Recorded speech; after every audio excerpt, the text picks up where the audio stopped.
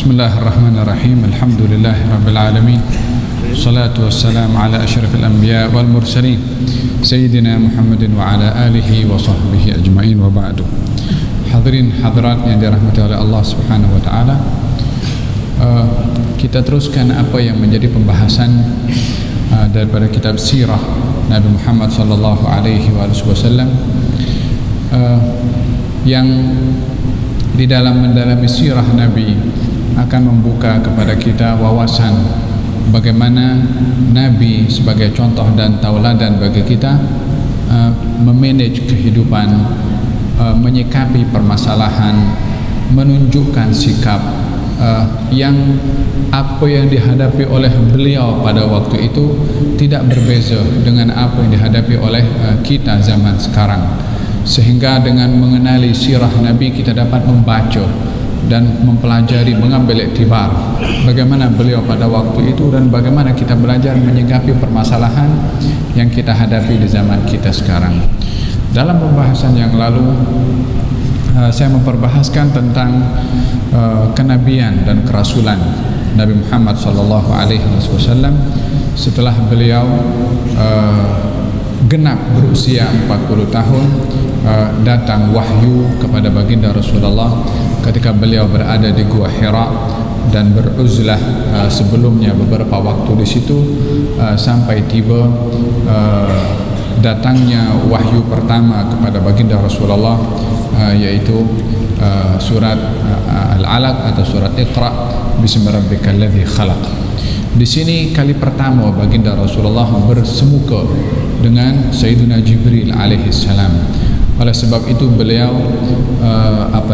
berhadapan dengan suasana yang mengejutkan kepada diri beliau karena melihat makhluk yang tidak pernah dilihat sebelumnya dalam bentuk wujud yang sangat berbeza dengan apa yang ada di sekeliling baginda Rasulullah. Namun karena kekuatan yang ada pada hati dan dada Rasulullah, daripada belah dada Nabi sebelum ini sebagai tanda persiapan akan perjumpaan Nabi dengan Jibril, dan juga kesanggupan Nabi untuk menerima wahyu yang ianya adalah berat.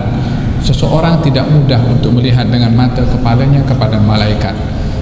Mungkin seseorang boleh menjadi buta kalau tengok kepada malaikat dengan bentuk wujud yang sebenar karena nur yang ada pada malaikat itu. Namun hal ini tidak berlaku kepada Rasulullah disebabkan Nabi dipersiapkan untuk bertemu dengan malaikat, sebab beliau adalah Nabi dan juga Rasul. Beliau sampai enggan untuk makan bawang disebabkan oleh karena katanya aku adalah bercakap dengan makhluk yang kamu tidak dapat melihat, yakni berbicara dengan Jibril, sehingga tidak mahu ada bau tak sedap ketika berbicara dengan Sayyidina Jibril alaihi salam. Saat mula Nabi menerima wahyu surat Iqra, baginda Rasulullah sedar kalau beliau adalah Nabi yang diutus oleh Allah Subhanahu wa taala, dan dalam kenabian ini ada tanggung jawab, yaitu tanggung jawab untuk berdakwah. Nabi artinya pembawa berita, Rasul artinya pembawa risalah. Nabi diambil daripada kata naba'a. Naba'a itu berita. Nabi pembawa berita. Kalau Rasul diambil daripada kata risalah, yakni risalah maksudnya ajaran. Maka baginda Rasulullah Nabi pembawa berita dan juga Rasul pembawa risalah. Berita yang dimaksudkan adalah khabar yang datang dari Allah Subhanahu wa taala. Risalah adalah maksudnya agama yang baru dibawa oleh baginda Rasulullah. Oleh sebab itu terkadang Nabi bukan Rasul. Kalau Rasul pasti Nabi, disebabkan Rasul pembawa risalah yang baru. Nabi pembawa berita, mungkin berita Nabi yang sebelumnya pun dibawa juga. Maka itu perbedaan antara Nabi dan juga Rasul. Di dalam Al-Quran Nabi Muhammad digelari sebagai Nabi dan juga digelari sebagai Rasul. Dalam Al-Quran Allah panggil Nabi, ya ayuhan Nabi, inna arsalnaka syahidan wa mubashiran wa nadhira. Allah juga panggil Nabi Muhammad di dalam Al-Quran dengan panggilan Rasul. Ya ayyuhar rasulu balligh ma unzila ilaika min rabbik fa in lam taf'al fama ballaghta risalatah. Maka dua gelaran ini diberikan oleh Allah kepada junjungan Nabi Muhammad sallallahu alaihi wa ala alihi wasallam. Saat baginda Rasulullah menerima wahyu, maka bermula tanggung jawab untuk menyampaikan. Sebagaimana saya katakan, Rasul itu adalah pembawa risalah, maka tugas Nabi di sini adalah menyampaikan risalah yang diwahyukan oleh Allah. Ayat yang saya baca tadi, ya ayyuhar rasulu balligh, wahai seorang rasul, balligh, daripada kata balagha, atau kita sifat wajib pada Nabi ada berapa? Ada 4, ya kan? At-tabligh, salah satunya adalah at-tabligh, as-sidiq, jujur, amanah. Salah satu daripada 4 sifat yang ada pada Nabi adalah at-tabligh, menyampaikan. Fa in lam taf'al fama ballaghta risalata. Kalau kamu wahai Rasulullah tidak menyampaikan, maka seakan-akan kamu tidak menyampaikan satu saja, seakan-akan tak sampaikan semua risalah Allah.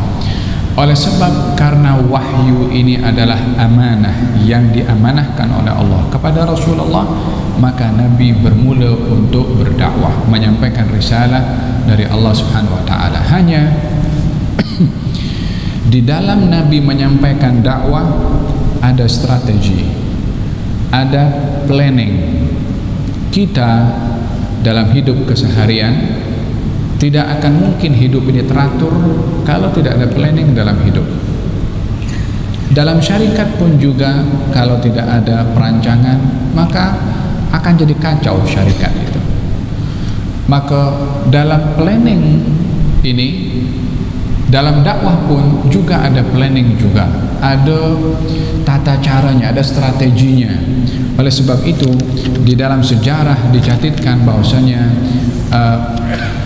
ada 2 bentuk dakwah yang digunakan oleh baginda Rasulullah pada awal-awal dakwahnya adalah ad-da'watu sirran, berdakwah secara rahasia. Berdakwah secara rahasia bermaksud di sini adalah baginda berdakwah hanya kepada golongan terdekat, bermula daripada kerabatnya, bermula daripada kawan-kawan rapatnya.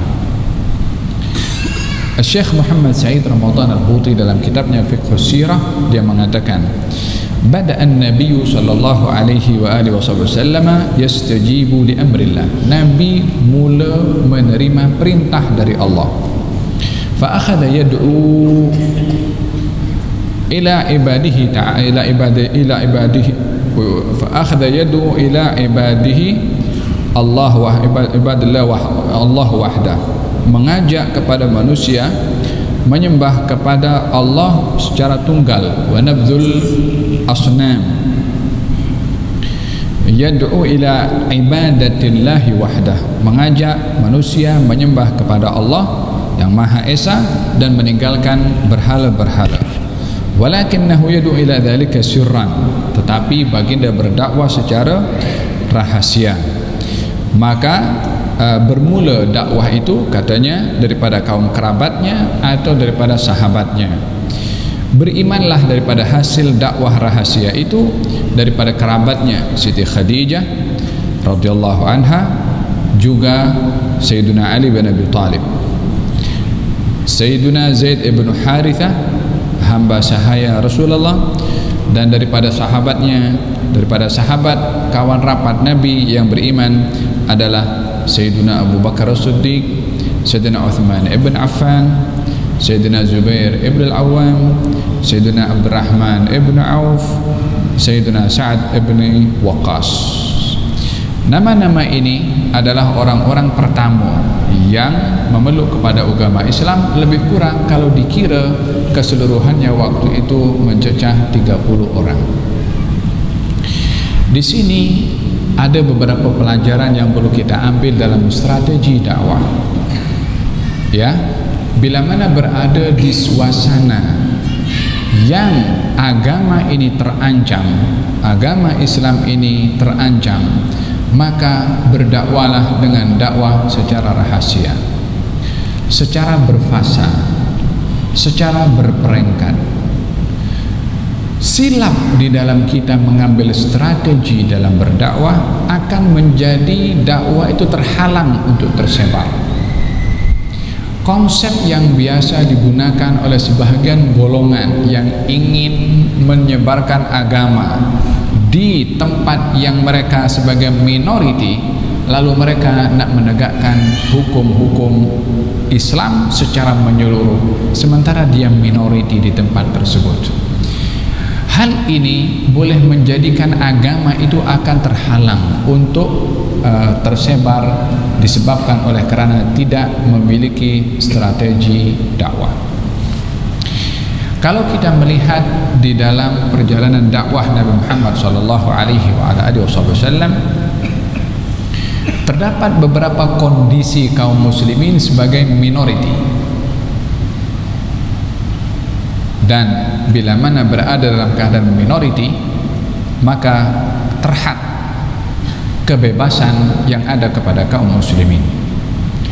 Ianya menjadi contoh kepada kaum muslimin di mana saja mereka berada, zaman kapan saja, bila-bila saja, bila mana berada dalam keadaan minority,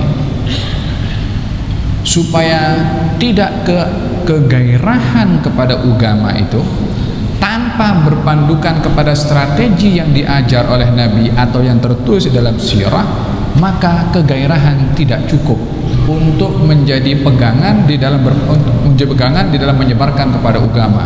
Terkadang kegairahan tanpa peraturan dan strategi boleh mengundang malapetaka dan bahkan boleh mengundang kehancuran kepada seseorang itu dan juga merosakkan image agama. Coba kita melihat dalam sejarah. Baginda Rasulullah SAW ketika tahun pertama beliau berdakwah, beliau hanya mengajak kepada manusia mengucap la ilaha illallah. Salat tak ada, puasa tak ada, zakat tak ada, apatah lagi jihad. Taksis itu amat penting, memperkuat dalaman manusia itu sendiri untuk mengimani kepada Allah, itu yang dasar. Jadi kalau seseorang di dalam berdakwah masuk ke kampung, orang ini belum beriman, lalu nak bercerita tentang masalah ilmu hakikat, contoh, orang baru nak kenal jinak kepada agama, orang baru nak kenal bagaimana cara mengenal Allah, diajarkan hal-hal yang seakan-akan orang sudah mantap di dalam keagamaannya. Baginda Rasulullah hanya mengajak ayuhan nas qulu la ilaha illallah, wahai manusia ucapkan la ilaha illallah. Itu pun Nabi tidak mendedahkan kepada semua orang, hanya orang-orang tertentu daripada kerabatnya, bermula daripada kerabatnya, kemudian kawan rapatnya, tidak terus naik mimbar mengisytiharkan dakwah. Walaupun beliau adalah Nabi, walaupun beliau adalah Rasul, kenapa Allah suruh Nabi berdakwah secara senyap-senyap, secara rahasia, bahkan itu berlalu selama 3 tahun? Tidakkah Allah pasti akan menolong Nabi kalau Allah suruh, kalau Nabi terang-terangan pun juga? Siapa boleh membunuh kepada Nabi? Siapa boleh menghalang Nabi dalam berdakwah? Siapa boleh menghalang tersebarnya dakwah? Sementara agama ini agamanya Allah, untuk hamba Allah Subhanahu wa taala. Allah pasti tolong, Allah pasti lindungi, Allah pasti jaga. Tetapi yang dilakukan oleh Nabi tidak demikian. Yang dilakukan oleh Nabi, strategi diambil, susun, pikir, rancang. Apa sebabnya? Supaya jadi contoh bagi pendakwah yang lain, supaya jadi tauladan kepada generasi setelah ada baginda Rasulullah. Ada perancangan di dalam berdakwah supaya tidak hanya bergantung kepada kegairahan dalam berdakwah tanpa adanya perancangan. Ini hikmah kenapa Nabi berdakwah secara terancang. Kaum muslimin berada di Habasyah. Saat ditekan di kota Mekah kaum muslimin, kata baginda Rasulullah, pergilah kamu ke Habasyah. Di situ ada penguasa yang rakyatnya tidak dizalimi. Siapa penguasanya waktu itu? An-Najasyi. Apa agamanya Najasyi waktu itu? Kristen. Apa kata Nabi? Kamu hijrah ke sana. Di situ ada penguasa, pemimpin yang tidak dizalimi rakyatnya. Maksudnya pemimpinnya adil. Hatta Kristen. Nabi tidak mengatakan di situ ada penguasa, ambil kuasanya, ganti dengan kuasa kamu. Disuruh berada hatta di bawah kuasanya orang Kristen yang bersikap adil untuk kaum muslimin beribadah dengan sempurna, tidak dihalang, yang tidak didapat kebebasan ibadah di kota Mekah karena waktu itu pemimpinnya zalim. Sementara di Habasyah kaum muslimin boleh salat, kaum muslimin boleh ibadah, bebas melaksanakan ibadah, walaupun kebebasannya terhad. Ya tidak mungkin boleh buat apa saja sementara kita sebagai seorang minoriti di satu negara atau di satu kawasan. Tapi batasan kebebasan beribadah di Habasyah yang dipimpin oleh pemimpin Kristen, tidak didapat kebebasan itu di negara mereka sendiri atau di Jazirah Arab yang dikuasai oleh penguasa yang zalim. Dengan demikian hijrahnya kaum muslimin pergi ke Habasyah sebagai minoriti di bawah kepimpinan pemimpin yang Kristen yaitu An-Najasyi, hanya mencari kebebasan di dalam beribadah kepada Allah Subhanahu wa taala. Ianya menggambarkan bahwasanya mendapat kebebasan dalam ibadah itu adalah satu nikmat dari Allah Subhanahu wa taala. Di Mekah kaum muslimin minoriti, di Habasyah kaum muslimin minoriti. Di Mekah tidak mendapatkan kebebasan, di Habasyah mendapatkan kebebasan, maka kekal sebagai minoriti beribadah kepada Allah dan berdakwah mengikut keadaan yang dia mampu. Dan dalam hal ini strategi dalam berdakwah adalah teramat penting. Jangan dahulu ada orang pergi berdakwah, kemudian ada orang masuk Islam, orang putih masuk Islam. Sudah masuk Islam, pertama yang dilakukan adalah jom kita pergi khitan. Belum diajar sholat, belum wudu, belum disuruh khitan dulu. Atau sibuk dengan orang baru masuk Islam karena pakai cincin emas. Ini haram, masuk neraka tangan kamu. Tunggu dulu. Perlu jinak-jinak di dalam berdakwah itu. Perlu bertahap. Baginda Rasulullah masa suruh Sayyidina Mu'ad pergi ke Yaman. Waktu itu Yaman adalah masih dihuni oleh ahlul kitab, orang Kristen. Kata Baginda Rasulullah, Mu'ad, kamu akan pergi ke satu kawasan yang di situ ahlul kitab, orang Yahudi. Di situ ada ahlul kitab, golongan orang Yahudi. Ajaklah mereka kepada agama Islam. Kalau mereka mengucap 2 kalimat syahadat, ajarkan mereka tentang salat 5 waktu. Kalau mereka ikut, ajarkan kepada mereka Allah mewajibkan zakat. Ini kan bertahap. Jangan sekaligus hukum haram. Nanti orang susah, masuk Islam tak jadi. Sehingga banyak daripada orang takut masuk Islam karena sikap pendakwah yang tidak berstrategi dalam berdakwah. Dan dalam hal ini Baginda Rasulullah pada tahun pertama menerima wahyu berdakwah secara rahasia, bermula daripada ahli keluarga, bermula daripada kawan rapat. Apa sebab? Ahli keluarga kenal, kawan rapat kenal. Perkenalan ini yang memudahkan interaksi dengan orang tersebut. Hadirin hadirat, 3 tahun Baginda Rasulullah SAW berdakwah secara senyap-senyap. Nama-nama yang disebutkan tadi adalah golongan orang yang pertama beriman kepada Baginda Rasulullah SAW. Daripada kalangan perempuan, wanita pertama yang beriman adalah Siti Khadijah radhiyallahu anha wa ardhaha. Dan laki-laki pertama dewasa yang beriman adalah Sayyidina Abu Bakar Siddiq. Dan kanak-kanak pertama yang beriman kepada Rasulullah adalah Sayyidina Ali bin Abi Thalib. Namun pastinya yang pertama kali tahu tentang kenabian Nabi Muhammad adalah Siti Khadijah. Sebab masa Nabi balik daripada Gua Hira, dengar kembali ke rumah siapa? Siti Khadijah. Dan di situ Siti Khadijah bawa Rasulullah pergi jumpa kepada Waraqah ibnu Naufal, dan akhirnya disitulah Siti Khadijah beriman kepada baginda Rasulullah sallallahu alaihi wasallam. Hada berkenaan dengan kewajiban di dalam menyampaikan dakwah dengan berstrategi. Dakwah ini hadirin hadirat adalah satu kewajiban. Baginda Rasulullah bersabda, "Ballighu anni walau ayat." Sampaikan daripada aku walaupun satu ayat. yakni berdakwah ini bukan mesti kepada orang, tapi berdakwah kepada diri sendiri pun juga adalah satu kewajiban untuk mengajak diri kita kepada kebaikan Allah Subhanahu wa taala, lebih-lebih lagi bila mana mengajak kepada orang lain beribadah kepada Allah Subhanahu wa taala. Selama 3 tahun baginda Rasulullah sallallahu alaihi wasallam berdakwah secara rahasia. Tujuannya adalah untuk memudahkan pembangunan masyarakat dan umat ini, memulai dengan yang mudah dulu.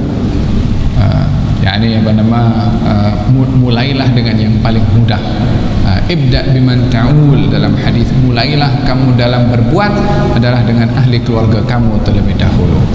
Namun yang menarik di sini adalah yang beriman kepada Nabi waktu itu kalangan orang-orang susah.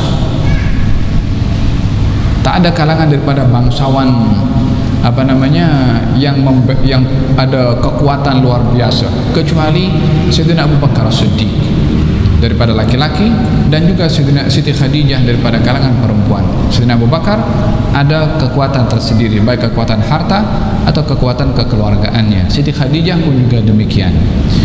Yang lainnya sahabat Nabi yang beriman adalah kalangan orang-orang miskin dan kalangan orang-orang susah. Apa sebabnya? Orang yang dia sudah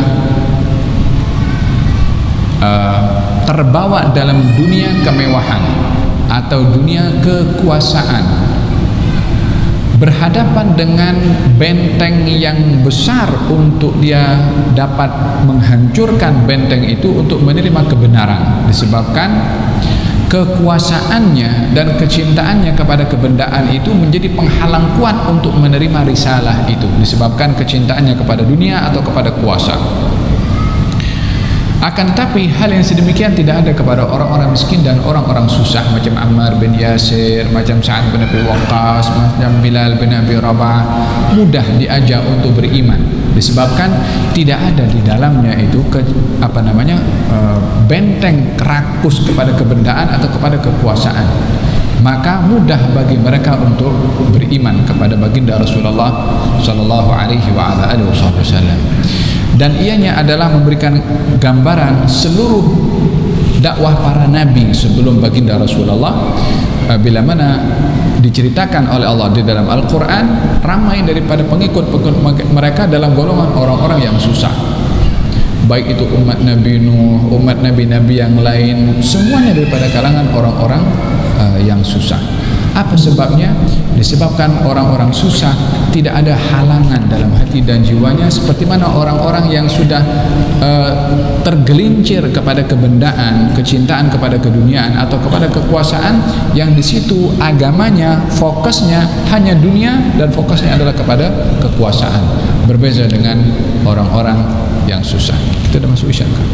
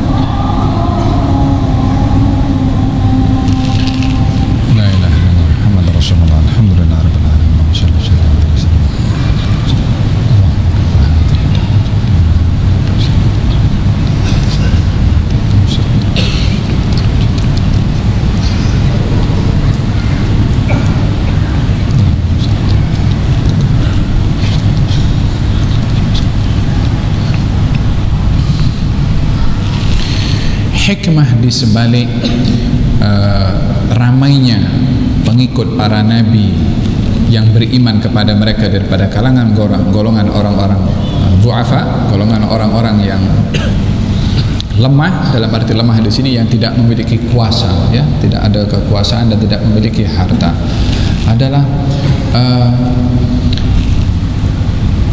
mudahnya mereka untuk dibawa beriman kepada Allah dan tidak tunduk kepada harta atau kepada kuasa sesiapapun daripada makhluk.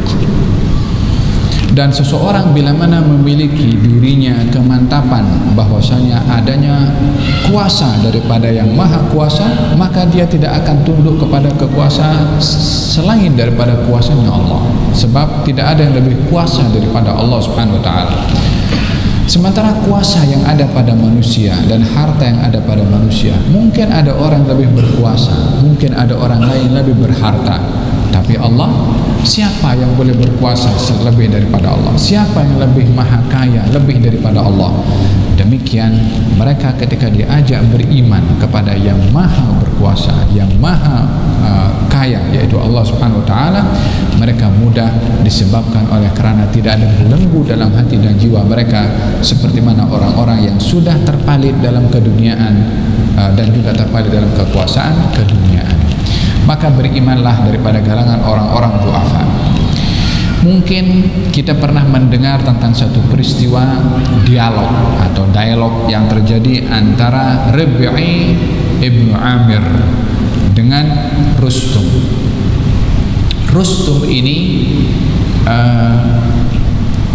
penguasa Persia. Dalam peperangan yang dilancarkan oleh Sayyidina Umar ibn Khattab ketika beliau menjadi khalifah, ingin membuka atau menaklukkan negeri Persia. Sebelum berlaku peperangan, dihantarkan juru runding, negosiator, namanya Rabi'i ibn Amir, seorang badui, seorang biasa, seorang miskin, orang sederhana, memakai pakaiannya pun sederhana juga. Dihantar untuk mewakili kaum muslimin berunding dengan Rustum, penguasa Persia. Saya bacakan dialognya.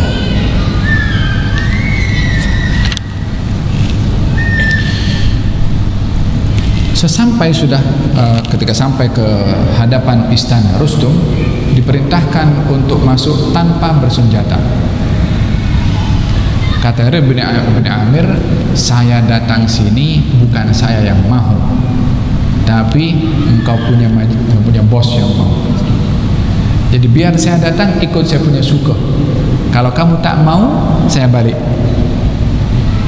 Beritahu dengan Rustum, dia nak masuk dengan dia punya senjata. Kalau tidak, dia patah balik. Oke, suruh masuk. Di sini menampilkan izzah dan tidak tunduk kepada penguasa-penguasa keduniaan. Ini di negerinya Rustum, di hadapan istananya Rustum. Rabi' bin Amir datang, dia seorang macam tu masuk ke dalam. Dia tak gerun. Bukankah dia boleh terancam keselamatannya? Ya, tapi dia tahu dia dalam memperjuangkan kebenaran, dia berada dalam agamanya yang maha kuasa Subhanahu wa ta'ala, yang memiliki kemantapan dalam keimanannya kepada yang maha kuasa, tidak akan takut kepada kuasa sesiapapun. Dia masuk dengan tongkatnya, dengan dia punya pedang. Rustum ini berada di istananya. Rustum sudah menunjukkan kehebatan, kemewahan yang ada pada istananya. Di karpet yang dilalui oleh Rabi' bin Amir diletakkan bantal-bantal yang indah ditutup dengan cadar yang terbuat daripada sutra. Rabi' bin Amir pun tak tertarik pun matanya, dia tengok, cantik tirainya ya, tak ada. Dia tahu dia datang membawa risalah, membawa misi. Dia jalan dengan tongkatnya, tak sedarkan itu tajamnya hujung tongkat menusuk bantal-bantal yang dilapisi dengan cadar yang terbuat daripada sutra. Dia matanya tak tertarik dengan keduniaan. sampai jumpa dengan Rabi' bin Amir. Kata Rabi' bin Amir mengatakan, "Malladhi ja'da'akum ila harbina wal wulu' bidiyarina?"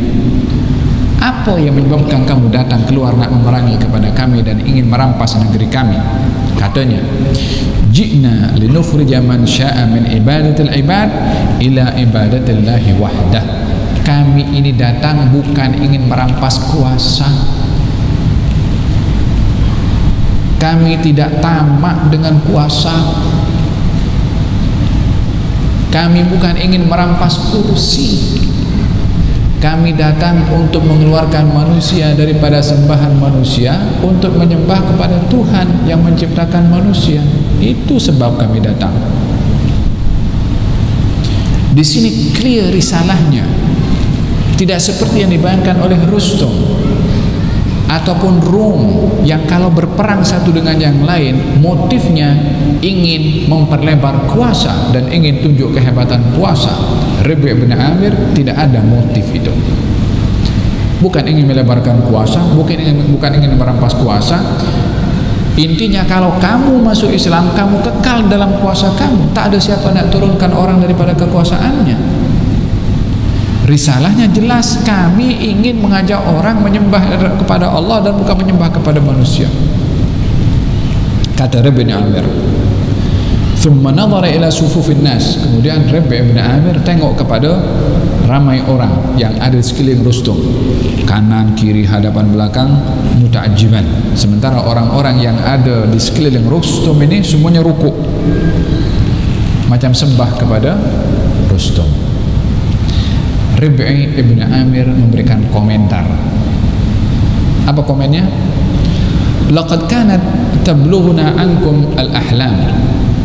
Sebelum ini, sebelum di sini, saya hanya mendengar tentang cerita-cerita tentang kamu. Kata Rabi', walakinni la ara qauman asfah minkum. Tapi hakikatnya saat ini saya tengok, bukan yang saya dengar tentang kamu sekarang ini saya dah tengok. Maka saya ambil satu kesimpulan, tak ada orang yang lebih bodoh daripada kamu. Dia terang-terang cakap macam tu di hadapan Rustum. Kenapa? Innana ma'asyiral muslimin la yasta'bid ba'duna ba'dhan. Kita ni orang Islam tidak memperhamba satu dengan yang lain. Rabi' bin Amir nampak sekeliling-sekeliling itu, menteri-menteri dan juga orang-orang yang ada di sekeliling Rustum semuanya sujud dan rukuk, seakan-akan menyembah kepada Rustum. Kata Rabi', kami orang Islam tidak buat demikian. Kami orang Islam tidak menjadikan orang hamba kepada orang lain. Kemudian katanya, walaqad dhanantu annakum tatawasawna kama natawasa. Yang saya menyangka sebelum ini tentang kamu ini saling menghormati, saling membantu satu dengan yang lain seperti mana kami saling menghormati dan saling membantu. Tetapi yang kami saksikan saat ini adalah seburuk-buruk kejadian, yaitu kamu ini memperhamba satu dengan yang lain, yakni kamu ini menjadikan orang lain hamba sahaya kepada kamu. Orang-orang yang rukuk tadi di hadapan Rustum satu dengan yang lain menoleh. Betul cakap dia kata. Dan kata-kata itu berdendang selalu di telinga orang-orang yang rukuk dan sujud kepada Rustum hatta setelah peristiwa itu. Satu kalimat yang diterima oleh akal dan perkara yang benar semuanya terima, hatta tidak beriman kepada baginda Rasulullah, tidak beriman kepada agamanya Rustum, tapi sesuatu ini rasional. Mana boleh orang menjadikan orang lain hamba kepada yang lain? Mata ista'badtumun nasa wa qad waladathum ummahatuhum ahrara, kata Sayyidina Umar, bila kamu jadikan orang hamba kepada kamu sementara ketika dilahirkan bayi itu bebas, tak menjadi hamba kepada sesiapa, kenapa diperhamba, kenapa diperbudak, kenapa ditindas? Paham tak? Ada kata-kata yang disampaikan oleh Rabi' ibn Amir. Falhasil, ringkas cerita, Rustum pada akhirnya tidak beriman dan berlaku peperangan. yang peperangan demi peperangan yang akhirnya Persia jatuh ke tangan kaum al-muslimin. Selama 3 tahun lebih kurang baginda Rasulullah berdakwah secara rahasia, bermula pada keluarga dan kawan-kawan terdekat. Barulah baginda Rasulullah mendapat arahan dari Allah untuk berdakwah secara terang-terangan, yakni berdakwah secara terang-terangan. Turun firman Allah kepada baginda Rasulullah, fasda' bima tu'mar wa a'rid 'anil musyrikin. Isytiharkan wahai Rasulullah Muhammad seperti mana diperintahkan oleh Allah kepada engkau dalam berdakwah, dan berpalinglah kamu daripada golongan kaum musyrikin. Ayat ini ketika turun, Nabi pergi ke gunung Gunung Safa atau Jabal Abi Qubais yang sekarang ini Gunung Safa. Dahulu masih dalam bentuk gunung lah. Nabi naik ke atas, dalam bentuk bukit, dalam bentuk bukit. Nabi naik ke atas. Kemudian Nabi panggil dengan suara yang kuat. Katanya, yang dimulakan dipanggil adalah kabilah daripada keluarganya. Kalau sebelum ini dia panggil secara individual daripada keluarganya, diajak untuk berdakwah satu demi satu baru kawannya. Sekarang ini dipanggil secara global daripada kabilah yang ada hubung kerabat dengan baginda Rasulullah sallallahu alaihi wasallam.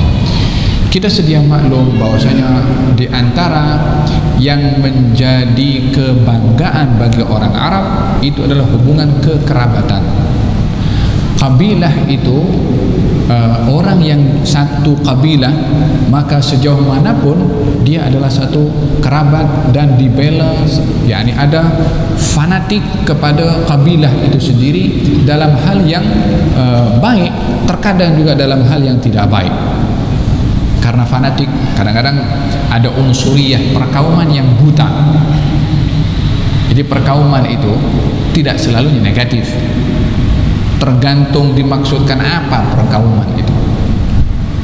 Kalau perkauman yang dimaksudkan ingin memecah belah, maka ianya adalah satu hal yang negatif. Tapi kalau perkauman itu adalah karena kita sebagai kaum tertentu ingin merapatkan hubungan sesama kita dalam hal kebaikan karena kita satu rumpun, itu perkara yang baik. Seperti kita di Nusantara, ya kan, satu rumpun. Tak kira kita daripada mana, mungkin daripada wilayah di Indonesia, wala di Brunei umpamanya, satu bahasa, satu rumpun. Jadi ada link antara kita dengan mereka dari segi asal usul. Ini bila mana diwujudkan dalam bentuk kebaikan akan menjadi baik. Kalau dimotifkan dengan yang tidak baik akan menjadi tidak baik. Jadi perkauman itu bila mana didasari dengan hal yang tidak baik untuk memecah belah, itu yang tidak baik. Tapi kalau perkauman dimaksudkan adalah untuk membawa kebaikan kepada bangsa sendiri, maka itu adalah perkara yang wajar. Orang-orang Arab dahulu mengambil berat tentang hal yang sedemikian. Yang dilarang fanatik perkauman itu atau asabiyah, itu adalah asabiyah yang membawa kepada perpecahan atau asabiyah yang membawa kepada perselisihan dan juga pergaduhan. Faham dong? Olehada dalam hal ini Nabi memanggil kabilahnya dengan dasar asabiyah, dengan dasar fanatik kekeluargaan. Ketika naik di Jabal Abi Qubais, yang pertama dipanggil adalah kabilah-kabilah yang dekat dan rapat dengan Nabi. Katanya, ya Bani Ka'ab bin Lu'ay, selamatkan diri kamu daripada api neraka. Nabi panggil semua. Setelah berkumpul, Nabi tanya kepada mereka. Katanya, ya Bani Fihr, wahai keturunan Fihr. Fihr ini datuk Nabi dan datuknya orang Arab Quraisy. Itu kita nak bahas ilmu nasab sikit ya. Nak bahas nasab. Quraisy itu datuknya Nabi, namanya Quraisy, tapi nama sebenarnya Fihr. Muhammad bin Abdullah bin Abdul Muttalib bin Hashim bin Abdul Manaf bin Qusay bin Hakim bin Murrah bin Ka'ab bin Lu'ay bin Ghalib bin Fihr bin Malik, terus ke atas. Jadi Fihr ini salah satu daripada datuknya Nabi. Nama lain kepada Fihr itu Quraisy. Jadi kalau disebut Quraisy bermakna keturunannya Fihr, termasuk Nabi Muhammad SAW. Nabi panggil, ya Bani Fihr, wahai keturunan Fihr. Wahai Bani Adi, keturunannya Adi. Adi salah satunya adalah Sayyidina Umar bin Khattab. Sayyidina Umar bin Khattab daripada Bani Adi. Kemudian panggil satu-satu sampai semuanya kumpul. Karena yang panggil Nabi semuanya datang segera. Sebab apa? Mereka sudah terbiasa dengan baginda Rasulullah, dikenali dengan orang yang sangat baik dan jujur. Ini tak panggil kecuali mesti ada something yang penting nak disampaikan. Maka fi'lan mereka datang. Yang tak boleh datang hantar orang lain untuk datang. Ingin dengar apa Nabi nak cakap. Kumpul semua. Kemudian Nabi tanya. Tapi Nabi di sini buat soalan tes. Buat soalan percobaan. Katanya, ara'aitum law akhbartukum anna khailan bil wadi turidu an tughira alaikum akuntum musaddiqiyya? Kalau saya beritahu kepada kamu di sebalik bukit ini ada tentera kuda yang akan datang menyerang kepada kamu, adakah kamu percaya? Ya, ini kebiasaannya orang itu akan dapat kabar datangnya musuh jauh-jauh sebelumnya. Tapi ini dah dekat dah. Adakah kamu percaya kalau saya beritahu seperti itu? Walaupun dalam ikut kalkulasi waktu itu memang tidak mungkin.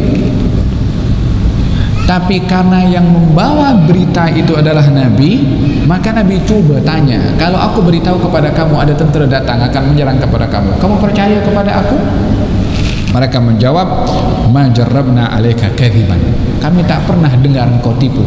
Maknanya, ya kami percaya. Apa saja yang kau sampaikan kami percaya. Beliau pun digelari sebagai Al-Amin sebelum mengisytiharkan dirinya sebagai Nabi. Katanya, fa inni nadhirun lakum baina yaday adzabin syadid. Saya ini adalah pemberi peringatan, maksudnya Nabi, Rasul, mengingatkan kamu daripada azabnya Allah yang amat dahsyat kalau kamu tidak beriman kepada saya. Pertama yang menolak Nabi bapak saudaranya Abu Lahab. Tabban laka ya Muhammad, ali hadza jama'atana. Celaka engkau wahai Muhammad, adakah karena ini saja kau kumpulkan kami? Hadirin hadirat, pertama yang dihadapi oleh Nabi ketika Nabi mengisytiharkan dakwah, tentangan daripada dalam keluarganya. Yang dihadapi oleh Nabi Yusuf sampai bertahun-tahun terpisah daripada ayahnya dan ibunya adalah keluarganya. Yang dihadapi oleh Nabi Lut dan juga Nabi Nuh dalam berdakwahnya, yang tidak beriman adalah keluarganya.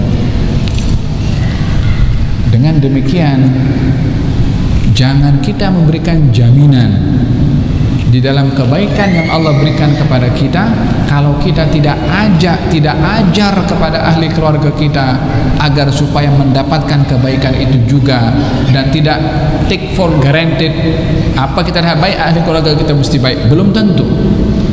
Kita kena ambil berat tentang ahli keluarga kita juga. Maka baginda Rasulullah ketika mendengarkan jawaban Abu Lahab demikian, turun firman Allah, tabbat yada abi lahabin wa tab, sampai akhir surat Al-Lahab. Selesai, bubar, orang pun jadi pembahasan dan perbincangan yang hangat, jadi isu semasa. Semua orang bercakap tentang Rasulullah SAW. Kebanyakan daripada mereka, khususnya para pembesar dan para penguasa serta pemegang modal perniagaan di Mekah waktu itu, menolak dakwah Nabi Muhammad. Yang menyokong Nabi Muhammad banyak daripada kalangan orang susah, yang menghalang, yang memusuhi, yang menyakiti dari kalangan penguasa dan juga orang yang punya duit. Dan ini situasi yang dihadapi oleh Nabi Muhammad SAW ketika beliau berdakwah. turun lagi firman Allah kepada baginda Rasulullah, wa anzir ashiratakal aqrabin. Hai Rasulullah Muhammad, sekarang kamu panggil sekali lagi engkau punya keluarga agar supaya engkau sampaikan kepada mereka dakwah secara khusus.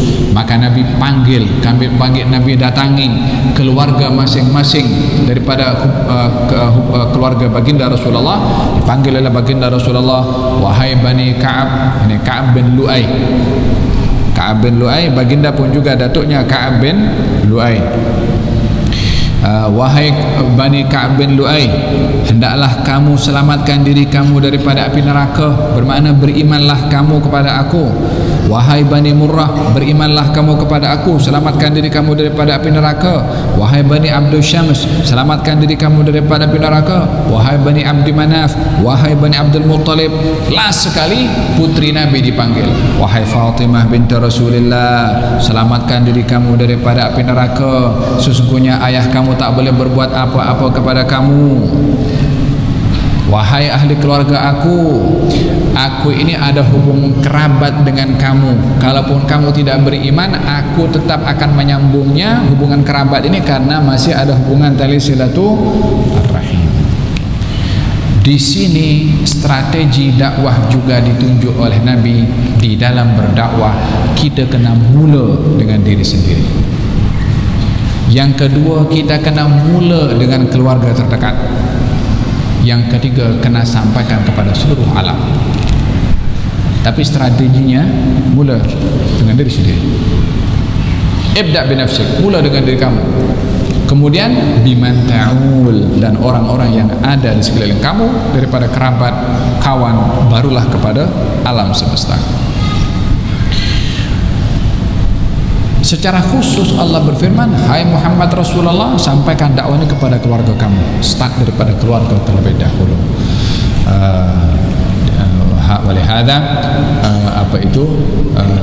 baginda Rasulullah sallallahu alaihi wasallam bersabda, khairukum khairukum li ahlihi wa ana khairukum li ahli. Sebaik-baik kamu adalah yang terbaik kepada ahli keluarga, aku adalah orang yang paling baik kepada ahli keluarga aku, kata baginda Rasulullah.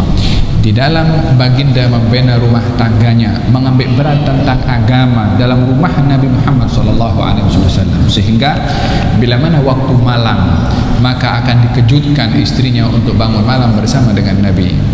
Bila mana berada dalam kesusahan, diajarkan oleh Nabi bagaimana menyikapi kesusahan di dalam hidup. Bila mana dalam kegembiraan, diajarkan bagaimana menyikapi kegembiraan sebagai nikmat daripada Allah. Bila mana berhadapan dengan orang, falhasil kehidupan rumah tangganya jadi madrasah, jadi university. Diambil segala apa yang kita perlukan dalam kehidupan rumah tangga kita, ada dalam rumah tangga Nabi Muhammad SAW. Orang bermasalah dalam kehidupan rumah tangganya tentang ekonomi, Nabi bermasalah dengan masalah yang sama. Orang bermasalah di rumah tangganya tentang kecemburuannya seorang istri, Nabi juga berhadapan dengan hal yang sama. Orang di rumah tangganya berhadapan dengan kata-kata istrinya yang kurang baik, Nabi pun juga berhadapan dengan hal yang sama. Kalau di dalam rumah tangga Nabi tidak diceritakan hal-hal yang sedemikian, kita akan contoh siapa nak settlekan masalah rumah tangga kita? Justru hal ini direkod oleh Allah di dalam Al-Quran, di dalam hadis Nabi Muhammad, diceritakan semuanya untuk kita belajar bagaimana membina masyarakat dengan bermula membina rumah tangga. Ini bangunan tiang ini, dia tak terus jadi tiang tinggi macam tu. Start daripada bawah dulu, naik satu baru. Ini apa namanya, bumbung ini tak terus tegak berdiri macam tu. Dibangun daripada bawah. Masyarakat itu dibangun dengan untuk masyarakat yang harmoni, baik, moralnya tinggi, etikanya bagus, bermula daripada rumah tangga. Rumah tangga bermula daripada individu. Demikian sistem pendidikan baginda Rasulullah dalam berdakwah secara terang-terangan. Baginda Rasulullah mengedepankan tentang keluarga dan juga menjaga hubungan tali silaturahim hatta kepada orang bukan Islam. sa'abulluha bibalaliha, katanya ghaira anna lakum rahiman sa'abulluha bibalaliha, kamu ini masih ada kerabat dengan saya tetap akan basahi supaya subur, walaupun mereka berada dalam keadaan tidak beriman kepada baginda Rasulullah sallallahu alaihi wasallam. Di antara misi baginda Rasulullah dalam berdakwah secara terang-terangan adalah nabdhut taqlid. Nabdhut taqlid maksudnya adalah membentras taklid. Taklid itu ikut-ikutan. Nabi ketika berdakwah, orang yang diajak untuk beriman katanya, wajadna aba'ana, kita ini dah dapati tok nenek moyang kita dah buat macam ni, so kita ikutlah. Kata Nabi, hatta tok nenek kamu tak berakal pun kamu ikut ke? Di sini kita berbicara tentang taklid, tentang mengikuti golongan yang salah. Walaupun ikutan golongan yang salah ini diwarisi turun-temurun, diperangi, dibentras oleh Nabi, disebabkan oleh karena bertentangan dengan agama. Bukan Nabi memerangi budaya, tidak. Yang diperangi adalah kebatilan. Nabi bukan tidak menghargai budaya luar. Yang diperangi dan dibentras oleh Nabi adalah kebatilan yang ada pada adat istiadat atau yang ada kepada budaya. Nabi menghargai budaya. Nabi menghargai kesenian. Nabi menghargai hiburan. Adakah Nabi berhibur? Ya. Adakah Nabi mendengarkan musik? Jelas kalau nak difahami arti musik, adanya alat-alat tertentu didendangkan di hadapan Nabi, ya. Dengan demikian Nabi mengajarkan fleksibel di dalam agama. Nabi mengajarkan as-samhah, yakni tidak jumud di dalam agama. Nabi mengajarkan untuk tidak kaku di dalam beragama. Satu orang di Madinah, seorang perempuan suka main kompang. Kompang ini adalah budaya orang-orang dulu. Di Mekah kurang ada kompang, di Madinah ya menjadi tradisi. Nabi balik daripada peperangan, seorang perempuan datang, ya Rasulullah, saya ini bernazar, kalau engkau balik daripada peperangan ini selamat, aku nazar main kompang di hadapan engkau. Kata Nabi, tunaikan nazarmu. Itu perempuan di hadapan Nabi pukul kompang macam itu. Bukankah kompang alat musik? Ya, alat musik. Dimainkan di mana? Di hadapan Nabi Muhammad SAW. Artinya Nabi menghargai budaya orang, Nabi menghargai kesenian. Agama ini agama yang menghargai kesenian yang ada hubung kaitnya dengan agama. Perempuan tadi cakap apa? Aku nazar pukul kompang kalau engkau selamat. Siapa di sini? Nabi. Sebabnya itu kalau Nabi selamat itu kan baik. Nabi di Madinah. Madinah ini kalau ada orang kahwin, ada grup baca qasidah. Ada grup baca qasidah. Satu hari ada sahabat Siti Aisyah kawin. Grup tu tak ada. Kata Nabi, mana grup tu yang selalu bikin qasidah kalau ada orang kawin? Panggil. Nabi sendiri yang jemput. Mana itu grup yang baca qasidah atainakum? Nama qasidah awalnya itu atainakum. Kami datang kepada kamu, kami datang kepada kamu. Dipanggil dalam acara perkawinan. A'linun nikah, isytiharkan perkawinan, dan pukullah kompang pada perkawinan. Ya kan? Kalau mungkin dahulu kompang di beberapa wilayah digunakan untuk wayang kulit ke, atau untuk iring-iring Tuhan ke, atau yang diubah motifnya, sebabnya. Alatnya kalau tidak bercanggah tetap digunakan, karena sebabnya salah, sebabnya yang dibuang. Ada orang datang kepada Nabi membaca qasidah, orangnya daripada Habasyah, qasidahnya bahasa Habasyah, bukan bahasa Arab. Macam kita berbahasa Melayu di hadapan orang Arab. Kata Nabi, apa dicakap tuh? Nah, ini apa isinya? Diberitahu ya Rasulullah, isinya Muhammadun Abdun Saleh. Muhammad adalah hamba yang saleh. Dengan bahasa apa? Bahasa Habasyah. Nabi dengar, Nabi tak paham. Ya, bukan ada penghargaan juga kepada bahasa orang. Fahim tuh. Dengan demikian agama ini dibawa oleh Nabi menghargai budaya. Hatta budaya itu diwarisi oleh tuk nenek moyang kalau tidak bercanggah. Kalau bercanggah, siapapun yang datang dengan budaya itu, orang Arab atau bukan orang Arab, neracunya adalah bukan bangsa, bukan keturunan, neracunya adalah syariat yang datang dari Allah Subhanahu wa taala, yang tanpa terkecuali orang mesti patuh kepada syariat daripada Allah Subhanahu wa taala. Fahim dong? Idan, dalam hal ini nabdhut taqlid, dibentras oleh Nabi, ikut kepada tuk nenek moyang kalau yang diikuti itu adalah salah. Maka dengan demikian baginda Rasulullah sallallahu alaihi wasallam mengajak kepada mereka untuk berfikir rasional dan juga tidak hanya mengikuti konsep ikut-ikutan saja. Kata Nabi, la yakun ahadukum imma'ah, janganlah kamu menjadi orang yang punya perangai pak turut. Kalau orang berbuat baik dia buat baik, orang berbuat jahat dia buat jahat. Apa sebabnya? Ikut orang.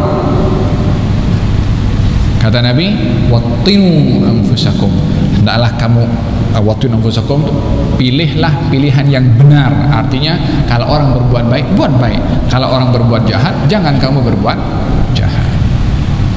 Hadirin hadirat yang dirahmati oleh Allah, demikian beberapa penjelasan daripada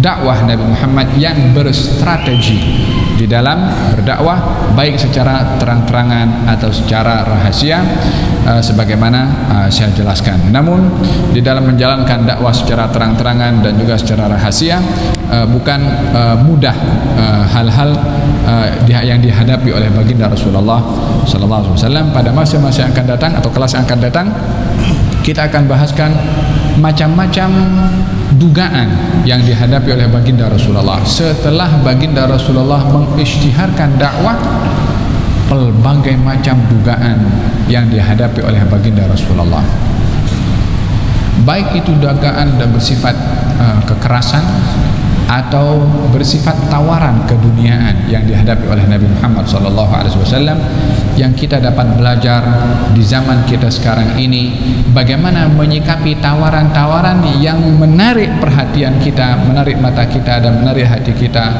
Bagaimana sikap Rasulullah ketika ditawarkan dengan hal yang sama. Kita dalam hidup ini berbagai macam hal-hal yang mengganggu atau mungkin yang menjadikan kita ini tergelincir dan terpesong, mungkin karena harta, rasuah, atau karena nakkan kuasa, sehingga segala cara kita ambil. Bagaimana Rasulullah berhadapan dengan situasi yang seperti ini ketika beliau berdakwah? Ditawarkan harta, ditawarkan tahta, ditawarkan wanita, ditawarkan juga segala apa kenikmatan yang ingin diberikan oleh orang-orang Quraisy kepada baginda Rasulullah. Sebagai balasannya, Nabi dilarang untuk berdakwah. Nabi hanya mengatakan kepada mereka, yakni menjawab kepada mereka, menawarkan harta itu, yakni aku tidak inginkan harta, tidak inginkan kuasa, tidak inginkan apa yang kamu tawarkan, aku inginkan kamu ucap la ilaha illallah. Itu je. Faham dong? Kita akan bahaskan pada kelas yang akan datang tentang berpegang kepada prinsip agama, apapun cabarannya, apapun ancamannya. dan kita melihat kaum muslimin berhadapan dengan dugaan yang macam-macam. Kita akan bahaskan pada kelas yang akan datang insyaallah. Yang akan datang menarik untuk kita mendengarkan situasi cabaran dan ancaman yang berat dihadapi oleh kaum muslimin, khususnya oleh Nabi Muhammad sallallahu alaihi wa ala alihi wasallam. Kesimpulannya pada hari ini, dakwah mesti berstrategi. Dakwah hendaklah bermula daripada diri sendiri. Dakwah bermula dengan keluarga, barulah berpindah kepada orang-orang yang ada di sekeliling. Dakwah memerlukan kepada ilmu. Dakwah memerlukan kepada kesabaran. Dakwah memerlukan kepada ketergantungan kepada Allah Subhanahu wa taala. Tidak hanya strategi tanpa ada tawakal, dan tidak boleh bertawakal tanpa ada strategi dan juga perancangan. Satu dengan yang lain saling terkait. Buat perancangan, atur strategi, tawakal kepada Allah Subhanahu wa taala. Itulah konsep di dalam berdakwah. Kita berdoa kepada Allah Subhanahu wa taala, mudah-mudahan Allah Subhanahu wa taala berkati majlis kita pada malam hari ini, ditanamkan di dalam hati dan jiwa kita gairah untuk menjaga agama ini, dan dapat kita menampilkan keindahan agama ini melalui perbuatan kita, melalui akhlak kita insyaallah. Dan mudah-mudahan kita dapat termotivasi dalam kehidupan kita keseharian melalui sirah Nabi Muhammad sallallahu alaihi wasallam, sehingga kita dapat mempersembahkan keindahan agama ini melalui pengajian kita akan sirah Nabi Muhammad sallallahu alaihi wasallam yang penuh dengan rahasia, yang penuh dengan tauladan. Allahumma hdina bihudak waj'alna mimman yusari'u fi ridak wa la tuwallina waliyan siwak wa la taj'alna mimman khalafa amraka wa asak. Barik fil hadirin fil hadirat fil muslimin fil muslimat. Allahumma inna nas'aluka lana wa lahum ilman nafi'a wa rizqan wasi'a wa amalan mutaqabbala wa na'udzubika min ilmin la yanfa' min qalbin la yakhsha min nafsin la tashba' wa min da'watin la yustajabu laha ya arhamar rahimin. Barik fi masjid al-azim wa fi bilad Malaka wa ma hawalaiha wa barik fi Malaysia. Mudah-mudahan dijaga oleh Allah Malaysia, Indonesia, semua negara-negara yang bersekeliling di sini daripada wabak yang sedang melanda. Mudah-mudahan Allah Subhanahu wa taala lindungi semua kawasan yang di situ ada kaum muslimin, yang ada di situ umat manusia di mana saja apapun agama mereka. Mudah-mudahan Allah lindungi mereka daripada wabak ini insyaallah, dan mudah-mudahan Allah Subhanahu wa taala pelihara kesehatan kita khususnya kaum muslimin dan dilindungi daripada penyakit ini ya rabbal alamin. Anak-anak kita dijaga oleh Allah Subhanahu wa taala, dijauhkan penyakit ini oleh Allah Subhanahu wa taala ke tempat yang tidak ada penghuninya ya rabbal alamin. Wa sallallahu ala sayyidina Muhammadin wa ala alihi wasallam. Alhamdulillahi rabbil alamin. Bisirril Fatihah. Ya kan Abu Hurairah Rabbana taqabbal minna innaka antas samiul alim wa alaina innaka antal ghafurur rahim. Da'wahum fiha subhanakallahumma wa bihamdika fiha salam wa akhiru da'wahum alhamdulillahi rabbil alamin. Taqabbalallahu minkum. Salat doakan saya.